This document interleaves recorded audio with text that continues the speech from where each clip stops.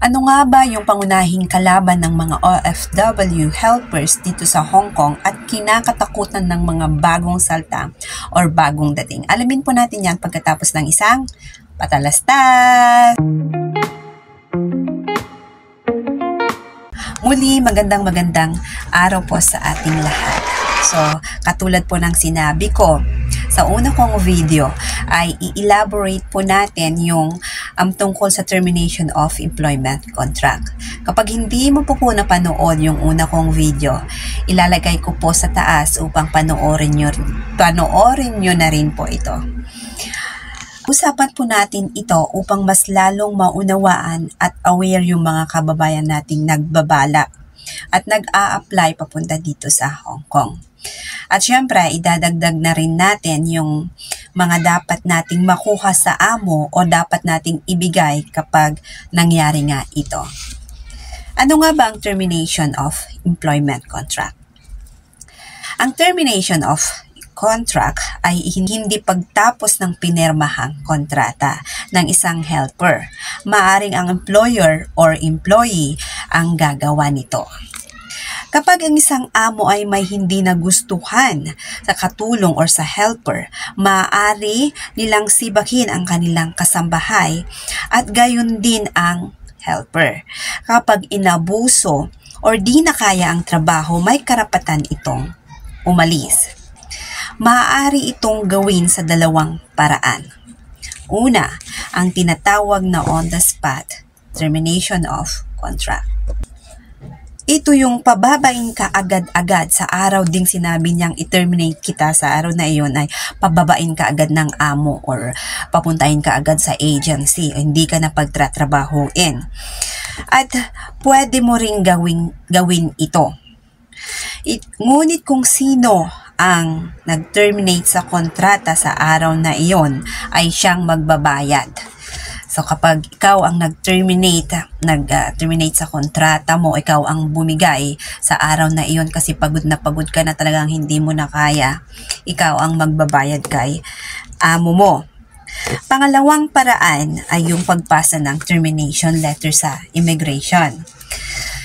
Both parties, ang amo at ikaw, ay pwedeng magpasa ng 1 month notice na kung saan isinasaad mo doon ang petsa ng iyong pagbaba at mga details mo na rin. Ang petsa ng iyong pagpasa ng sulat sa immigration ay siya ring umpisa ng pagbilang mo. Sa mga hindi po alam gumawa ng termination letter, makikita po ito kay Uncle Google. Tingnan nyo lang po doon at maaari nyong i-download or screenshot tapos ipaprint ninyo.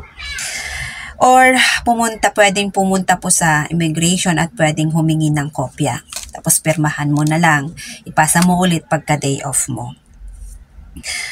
Okay, now after 1 month at bababa ka na or aalis ka na sa bahay ng amo mo, may 14 days ka pang na natitirang manatili dito sa HK.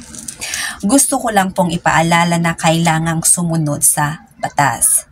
After 14 days, dapat mag-exit ka na dito dahil kung hindi ay mamumulta ka ng maximum of 50,000 HKD and imprisonment for 2 years. So, makukulong ka at hindi na pwedeng magtrabaho dito. So, kailangang sumunod po tayo. Huwag mo maging pasaway. Kapag tinerminate po natin ang ating kontrata or tinerminate tayo ng mga amo natin, may 14 days tayo natitirang manatili dito. After 14 days, kailangan po nating mag-exit. In addition, I would like to list down yung mga bagay na makukuha natin sa ating mga amo once na terminate prematurely ang ating kontrata. Unang-una, yung wages. Ito yung mga sahod mo kung meron pang hindi nababayaran. Kasi 1 month notice yung pinasa mo, kailangan niyang magbayad. Or kailangan niyang ibigay, kailangan niyang ibigay yung sahod mo. Then, annual leave pay. Kapag ikaw ay 12 months na sa iyong amo, matik na may 7 days ka na. Pero pag below 12 months, 3.5 days po ang babayaran sa iyo. Number 3 po, ito yung long service. Kapag entitled ka na And then number 4, yung severance payment kapag entitled ka rin. Number 5, yung food allowance. Kapag ang pagkain mo ay ibinibigay niya in cash, kailangan niya ding itong bayaran sa'yo. And then, free return passage. Ito po yung ticket natin. Sa kanila po ang ticket natin. Sila po ang magbibigay. Hindi po tayo ang bibili. Tandaan po natin yan. Lastly, ito yung food and traveling allowance. Actually, 100 lang ang ibinibigay kahit pa ilang araw kang mag-travel kasi may mga malalayo po yung lugar nila na sa Mindanao naabot nila yung 2 days. Naabot po nila yung 2 days. Kung iisipin, yung 100 HK din na ibinibigay ng amo para sa food and travel allowance na sinasabi ay hindi kasya, no? 700 lang yun. Pagkain pa lang wala na kasi ang sabi food and travel allowance. Wala. Hindi kasya yun. Okay. Ito lang po ang aking mga naisulat. Nagsulat po ako. Sinusulat ko po para mas maganda yung flow niya. Para hindi na ako mag-isip. Sinusulat ko po ang mga sinasabi ko.